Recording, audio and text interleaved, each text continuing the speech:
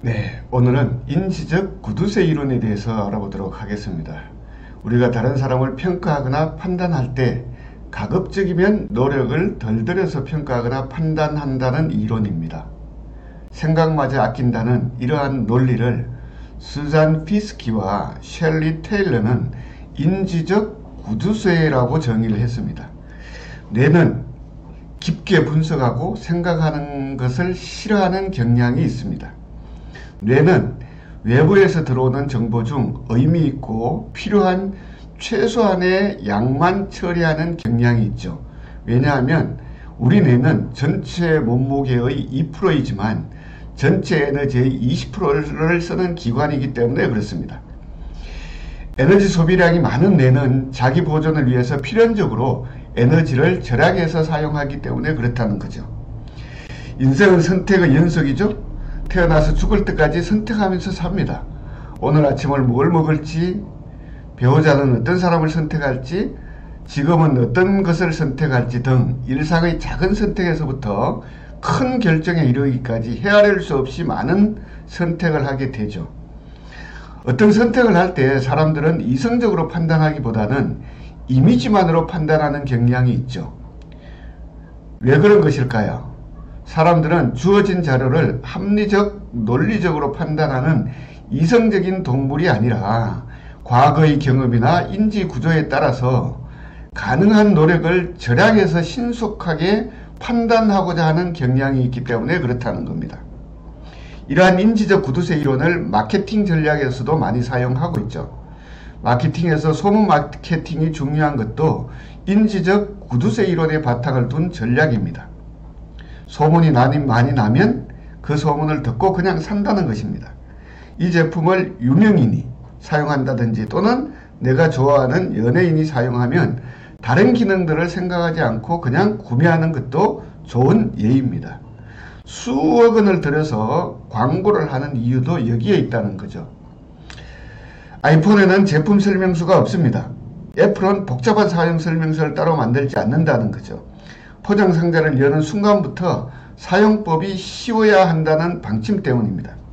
설명서 대신에 사용하기 쉽고 편리한 인터페이스를 제공하는 것이 중요하다고 생각하기 때문입니다.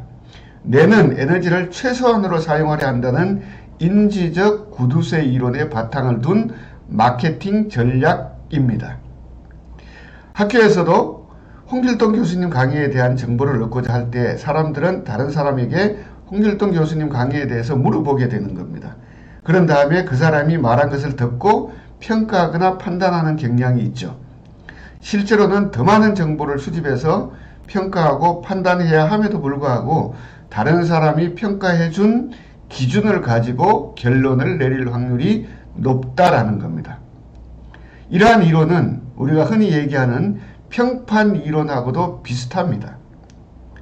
헤드헌트에서 사람을 구할 때 다른 사람들의 평판을 물어본다라는 거죠. 그 평판이 어떤지 물어본 후에 최종적으로 그 사람을 추천할 것인지 말 것인지를 결정하게 된다는 겁니다. 그 평판이 사실인지 아닌지도 중요하지만 일단 평판 그 자체에 무게를 두게 된다는 겁니다. 사람들이 의사결정을 할 때 객관적, 사실적, 합리적인 근거나 정보들을 다양하게 수집해야 함에도 불구하고 몇몇 편협된 정보를 가지고 쉽게 의사결정을 내려야 한다는 것이 바로 인지적 구두쇠 이론입니다. 팀장 발령을 내야 하는데 누구를 팀장으로 선발할 것인가? 주변 사람들한테 추천을 받거나 주변 사람들에게 추천을 받은 사람에 대해서 평판을 듣기도 한다라는 거죠. 고위공직자 선발할 때도 대부분 평판을 듣는 겁니다. 인지적 구두쇠 이론과 평판 이론에 비추어 볼 때 결국 그러면 우리는 어떤 사람들과 좋은 관계를 맺어야 하나요? 답이 나오죠. 물론 모든 사람들하고 좋은 관계를 맺으면 좋겠지만 평판 이론이나 인지적 구두쇠 이론에 비추어 보면 내 주변 사람들한테 잘해야 된다라는 거죠. 나와 관계 있는 사람들이죠. 왜냐하면 평판이나 이 인지적 구두쇠는 멀리 있는 사람들에게 물어보거나 다른 나와 전혀 관계없는 사람에게 물어보지는 않는다라는 겁니다. 그렇기 때문에 바로 뭐예요? 나와 함께 일한 동료, 나를 잘 아는 사람들에게 물어보기 때문에 그렇다라는 겁니다.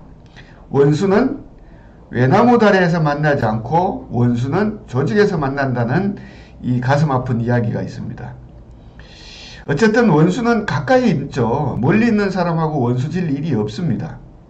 그래서 원수가 되지 않기 위해서는 어떻게 해야 돼요? 바로 옆에 있는 동료, 주변에 있는 사람들에게 잘해 주어야 된다라고 하는 결론이 나오는 거죠. 오늘은 이 의사결정에 있어서 인지적 구두쇠 이론에 대해서 살펴보았습니다.